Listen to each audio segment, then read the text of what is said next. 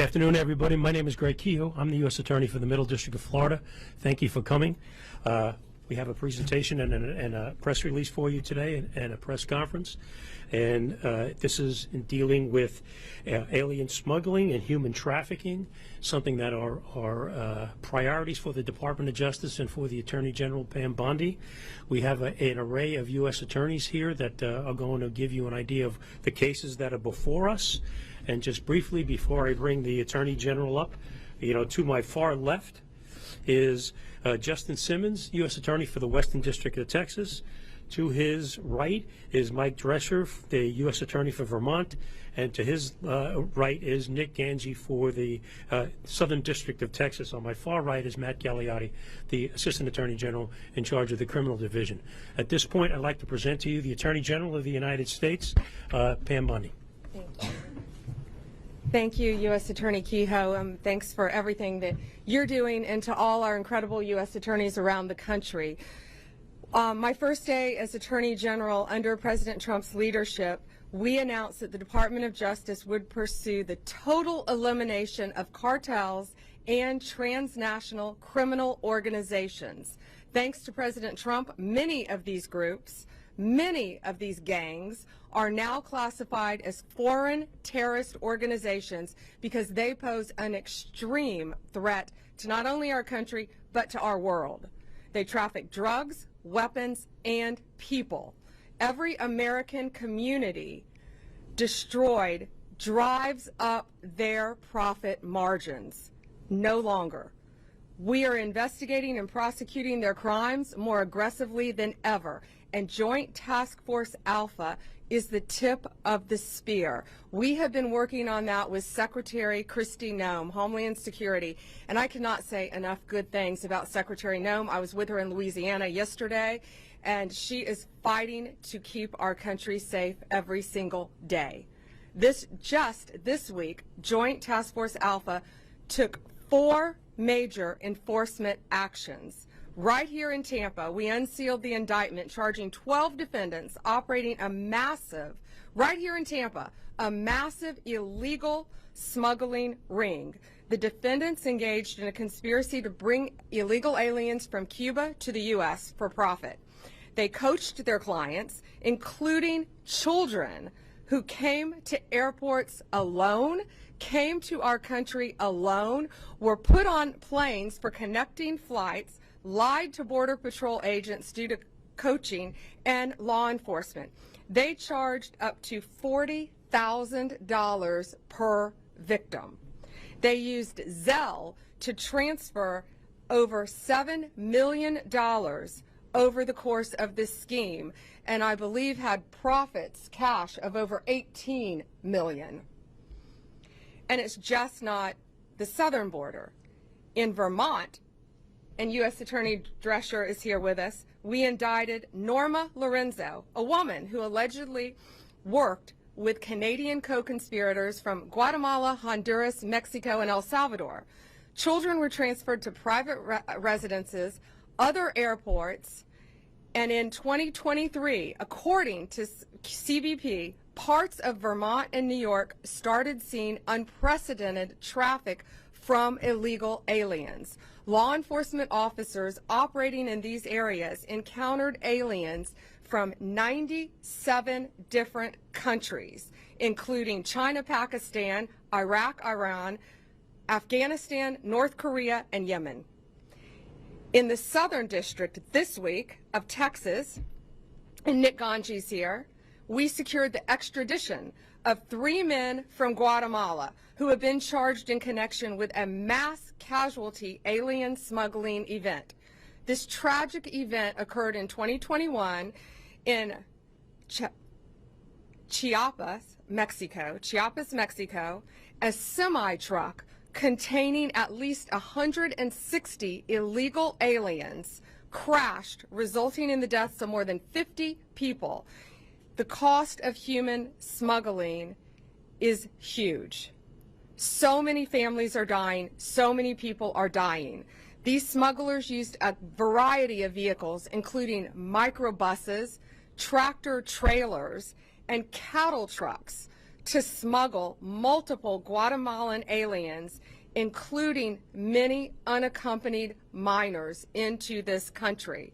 In the Western District of Texas, where Justin Simmons is our U.S. Attorney, we just this week charged 4 defendants with their role in a deplorable scheme smuggling unaccompanied children into the United States from Mexico. These monsters behind the operation drugged unaccompanied children coming into our country, giving them THC so they would be asleep when passing through customs.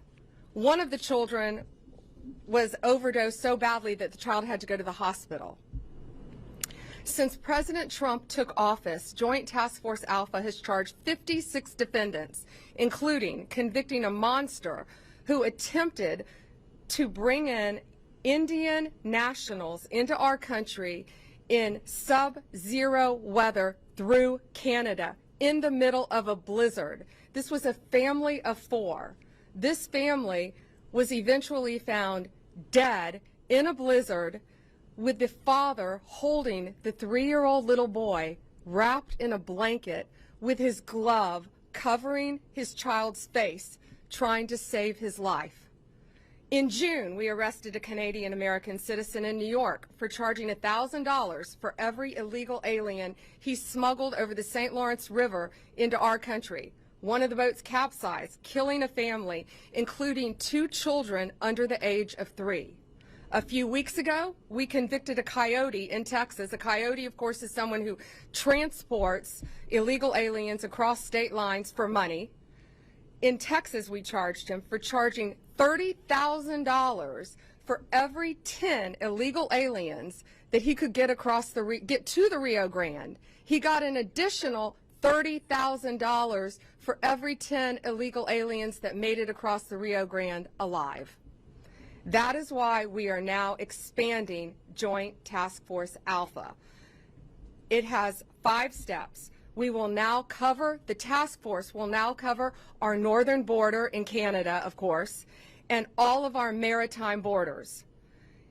Our incredible partner again at DHS, Kristi Noem, and I are expanding this to include our DEA, ATF, and FBI agents to this task force to give us even more manpower.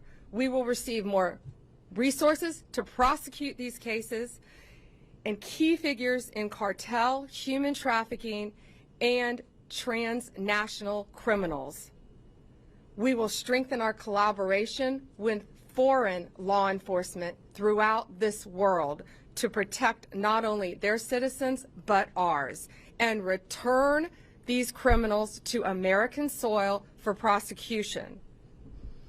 Under President Trump, we have coordinated more closely with our U.S. attorneys' offices to protect unaccompanied children being smuggled into our country from exploitation. One of the task force's greatest accomplishments has been demonstrating how dangerous human smuggling and trafficking are for those being transported. For those who are considering paying to be smuggled into the U.S., it is not safe for you or for your families. These coyotes are coordinating with terrorist organizations, collecting money from them to bring families and unaccompanied children into our country. These operations are getting people killed. Let me be clear, if you smuggle human beings, you will be found, you will be prosecuted, and you will be brought to justice. It doesn't matter where you are, it doesn't matter what our borders are, the limit of where our country ends and another begins, but it does not limit our law enforcement capabilities to bring you to the United States and prosecute you and lock you up for as long as we can. Thank you, and God bless you.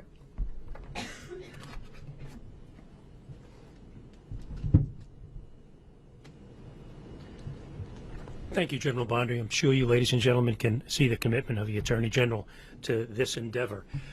We just want to take a few minutes of more of your time and give you a little bit more detailed flavor of the cases that we have before you and the nature and extent of the horrific crimes that are taking place that General Bondi just outlined. After we finish these very brief comments, it will be open for questions at that point. And just bear with us, and we'll be there very soon. The first case that we're talking about is the case here in Tampa that General Bondi was talking about, United States versus Cabrera, which is 12 defendants, an international alien smuggling ring, and they also engaged in asylum fraud. And why did they do it? They did it for money and money alone. As General Bondi just noted, we have tracked at least $18 million trafficking through their account and laundered through their accounts to pay their expenses, to pay their co-conspirators. This was a profit-making motive that went on between 2021 and today, 2025. How did it happen? They used social media. They went on social media with Cuban individuals to tell them that they could get Cuban individuals and get them visas based on fraudulent conduct by putting their visas, which were based on European citizenship. They had co-conspirators throughout the world to gather these people up to try to get their money to participate in this. And I say co-conspirators. There are numerous co-conspirators. There were thousands of people, aliens, listed in their ledgers that they were doing this with. Their ledgers were sophisticated as any business that you will come across. Their ledgers had dates of travel, money owed, airlines used, smuggling routes. How did they do it? They brought these people through charters and commercial airlines through other countries. They put the fraudulent documentation together with these individuals. Of course, as General Bondi just noted, at $40,000 apiece. They spent up millions of dollars flying these people throughout the country before they came back into the United States. They would provide them with fraudulent visas based on the fact that they were saying that they were not in Cuba after 2011, when of course they were. With this fraudulent document, they coached these people once they came to enter into the United States. How did they coach them? They coached them to make sure you tell these people that you're a tourist. Make sure you tell them that you're just here for a visit. And of course, conceal the fact that you had come from Cuba. And then after and when you get into the United States, lay low for a while. Don't make any noise about things. Why? Because at the appropriate time, they wanted you to come forward to seek asylum, being a Cuban national. So they would then prepare the asylum applications, which were likewise fraudulent.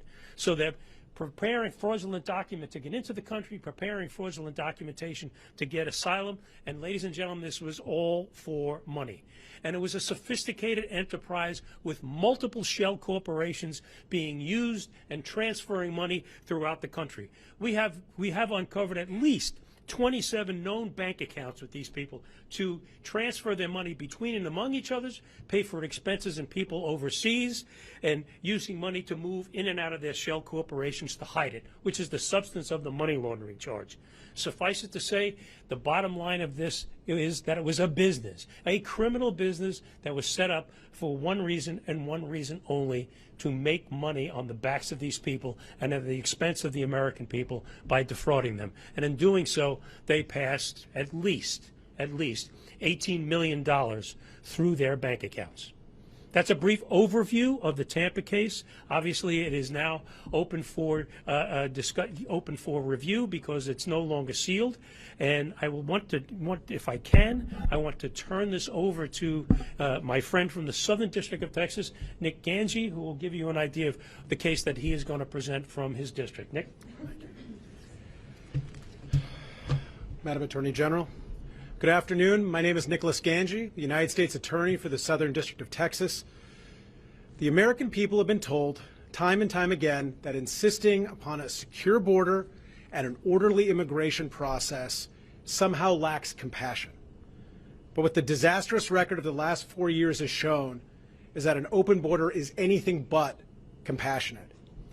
And perhaps the most pernicious and cruel outgrowth of our once open border is the rise of the cartel-backed human smuggling industry. And make no mistake, it is indeed an industry. Human beings are treated like commodities, stacked like cordwood in dangerous and sometimes deadly conditions. All it takes is one faulty air conditioner or one wrong turn of the steering wheel to turn a smuggling run into a mass casualty event. The saddest example of this is the 2021 smuggling crash in Chiapas, Mexico, where a tractor trailer carrying 160 people overturned, costing the lives of 50, including children, and injuring more than 100 others. The Southern District of Texas, along with Joint Task Force Alpha, has worked tirelessly to bring justice to those responsible for this great tragedy. Last year, a grand jury in the Southern District of Texas indicted 6 Guatemalan nationals for conspiring to smuggle these victims into the United States. And on December 9th of last year, the 3rd anniversary of the crash, Guatemalan authorities arrested the 4 remaining conspirators who are residing overseas. I'm pleased to announce today that 3 of these alleged conspirators have just been extradited to the United States and are making their initial appearance today in Laredo, Texas, with a 4th defendant on the way. I am grateful to our Guatemalan partners for their assistance in delivering these defendants to us so that these accused smugglers can learn a little bit about what Texas justice looks like. But the Southern District of Texas work with Joint Task Force Alpha has yielded other successes as well. A few notable examples: we indicted and convicted 14 defendants who conspired to smuggle hundreds of illegal aliens via dangerous methods, including packing them in suitcases, repurposed water tankers, and wooden crates with little ventilation or room to move. We recently obtained pleas from 6 smuggling defendants who, among other things, left a man to die of heat exhaustion in the Texas brush. We indicted and convicted a human smuggler that had transported dozens of illegal aliens, including minors, and then led police on a high-speed chase through the streets of Laredo. And we obtained a 103-month sentence against a former CBP officer who betrayed his oath and took bribes to allow illegal aliens and cocaine to pass through his lane at a port of entry. Smuggling is a wicked and remorseless business, and it has no place in any civilized society, let alone the United States. And the Southern District of Texas will do whatever it takes to eradicate this industry once and for all, and to put those responsible in prison for as long as the law allows. So for those considering coming to this country illegally, our message is clear. Don't do it. Don't put your life or safety or those of your loved ones into the hands of the cartel. They do not care if you or your children have access to food, water, or even air to breathe. They do not care if you live or die. And our message to these smugglers is equally clear. You can run, but you can't hide. If you're not already in cuffs, you will be in cuffs soon, because the United States does not forget. And with that, I'm going to turn it over to United States Attorney for the Western District of Texas, Justin Simmons.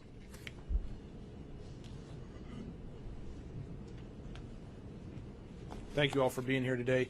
My name is Justin Simmons. I'm the U.S. Attorney for the Western District of Texas. Thank you, General Bondi, for organizing this today. Also want to thank President Trump for the encouragement and the motivation he's given all of us to take down these alien smuggling organizations and the cartels that they work with. You know, Juarez, Mexico is right across the border from El Paso, Texas, and for years, Juarez has been plagued by violence, kidnapping, and murder. Cartels have been warring over that area for decades because it's a key route for trafficking drugs and smuggling humans into the United States. These cartels have no bottom. There is no limiting principle on how low they will go to enrich themselves. We saw an example of this recently in a case where a woman named Susana Guadian ran an alien smuggling organization out of Juarez. She worked with her husband Daniel, her daughter Diane, and Diane's husband Manuel Valenzuela to smuggle children from Mexico into the United States. Basically what she would do was contact U.S. drivers who would come across and pick up these children and then take them back across the border. Prior to being picked up, Susanna would prep these children by sometimes telling them what to say when they got to the POE, the port of entry, or a checkpoint. Other times she would give them THC gummies, as General Bondi said, to calm them and keep them compliant throughout the process.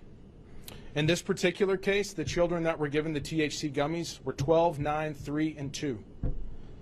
When CBP recognized when they were trying to cross with this group of children that something wasn't right, they saw it They realized those children needed some kind of medical treatment. They got a couple of them to the hospital to receive that treatment. They were later diagnosed with THC poisoning. As U.S. Attorney Ganji said, as General Bondi said, these cartels, these organizations do not care about you or your children when moving them across the border. So we're really happy that we were able to get arrest warrants this weekend and get at least 2 of these individuals, Diane and Manuel Valenzuela, off the street. The 2 other individuals, Susanna and Daniel Guadian, are still at large, but we will do everything we can to bring them to justice as well. You know, nothing crosses the border without the cartel's permission, and nothing crosses without payment to the cartels. These cartels see children just like they see a kilo of coke. Dollar signs. That's all they see. They care nothing about their well-being. Additionally, these organizations often use stash houses in American neighborhoods where they will put these aliens that they're smuggling across for days, weeks at a time. This endangers those neighborhoods, endangers those people who live in those areas, and it brings organized crime to Main Street USA. We will not have it. We will do everything we can to shut down these organizations because it hits the cartels where it counts, in their pocketbooks. That is all they care about, how much money they can make. And it makes America safer for Americans. It makes this place, this country, a place where you as an American can not just survive, but thrive. So that's what we're committed to. I want to thank our partners with Border Patrol, Customs and Border Protection, and HSI for their work on this case. I also want to thank Joint Task Force Alpha and their help putting this case and many other cases together. You know, in San Antonio earlier this year, we got life sentences on folks who had smuggled individuals in a tractor trailer into the United States. 54 individuals, 53 plus 1 unborn child, died in the back of that tractor trailer. So I'm really really thankful for Joint Task Force Alpha and the work they've been doing with us as well. We are on a mission to shut down these organizations and the cartels more broadly. In the Western District of Texas, this is what we do. Thank you very much. So lest you think this problem is just on the south border in Texas and Florida, I'd like to bring up U.S. Attorney Mike Drescher from the District of Vermont. Mike? Thank you. I want to thank you, Attorney General Bondi, for your remarks, and I want to thank you, U.S. Attorney Kehoe, for your hospitality hosting this event. I especially want to thank you, Attorney General Bondi, for bringing attention to the extraordinary work that the men and women of the United States Border Patrol and Homeland Security investigations are doing in Swanton sector, the portion of the U.S.-Canada border that includes Vermont, northern New York, and New Hampshire. Thanks to their work and the work of Joint Task Force Alpha, the United States Attorney's Office for the District of Vermont has obtained a 7-count indictment charging Norma Linda Lozano, who's 53 years old, of Ypsilanti, Michigan, with 1 count of conspiracy to commit alien smuggling and 6 counts of bringing aliens to the United States who lacked permission to enter or to remain in this country. As alleged in court filings, through much of 2024, Lozano repeatedly smuggled and attempted to smuggle illegal aliens into the United States from Canada. She did this for profit, negotiating payment with her Canadian co-conspirators and coordinating with them the locations where she would pick up her loads of non-citizens, aliens entering the country. As alleged, Lozano's methods included, echoing some of the comments we've already heard today, hiding a child alongside luggage in the far recesses of the vehicle that she was traveling in, disregarding the child's safety and welfare. These offenses are serious for several reasons. First, they aid and abet those who are seeking to enter the country illegally. Second, they exploit those people who are desperate and misguided enough to try to enter the country illegally. On the northern border, such illegal crossings frequently involve trekking through forests and swamps in inhospitable and dangerous circumstances. And third, they facilitate the unvetted aliens entering the United States for unknown and possibly nefarious purposes. In short, offenses such as those charged pose a risk to the nation's security. And the United States Attorney's Office for the District of Vermont is proud to work with the United States Border Patrol, Homeland Security, and Joint Task Force Alpha to help secure the northern border. Ms. Lozano was arrested Tuesday of this week in the Middle District of Georgia, where today she had her initial appearance in Albany, Georgia. She's been transferred to have subsequent appearances in the District of Vermont. Last, I want to recognize the hard work of Assistant United States Attorneys Matthew Lasher and Michelle Ara, who, under the leadership of Jonathan Opart, the Chief of the Criminal Division for the District of Vermont, have teamed up with Task Force Alpha Trial Attorney Jenna Reed to seek to hold Lozano and others engaged in similar conduct responsible for these offenses. Thank you. We're ready to take questions. If you want to direct them to any of the states, just let us know. Questions? Well, how about if we start on this side of the room and go over? Any questions? Are you seeing any connections between the cartels operating on the southern border that have been designated as transnational criminal organizations and the smuggling organizations in New York and Vermont? And then a second question for you, Attorney General. A judge ruled recently that the president's appointment of the National Guard in LA was illegal. Excuse me. Does that ruling affect your plans to send resources to Chicago at all? First, to the National Guard, we will be following the law. We are appealing that ruling, and we plan on being successful in court. We anticipate very much being successful. Back to this, yes, these transnational criminal organizations, since we have secured completely our southern border, are finding various ways to come into our country. And as our U.S. Attorney in Vermont knows, the northern border, it always has been, but it's gotten much worse. Much more prevalent because it's a multi-billion-dollar business, the smuggling of drugs, guns, and humans. And so they're not going to quit once we secured our southern border. But yes, we're stopping them at our northern border, and that's why we're also increasing Joint Task Force Alpha to include our maritime ports as well. Any other questions?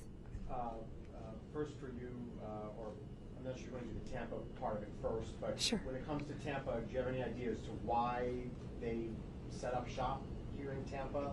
And then the other question about Tampa would just be, how much of this is going on right now? This seems like a pretty deep thing that was happening here.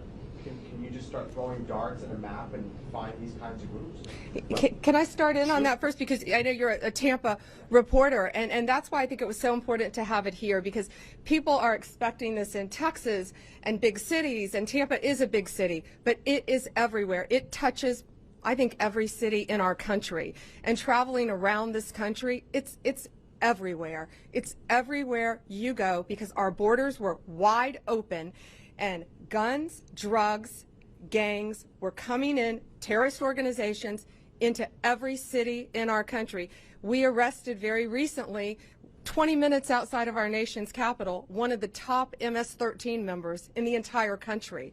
One of them was arrested also in Portland, Oregon.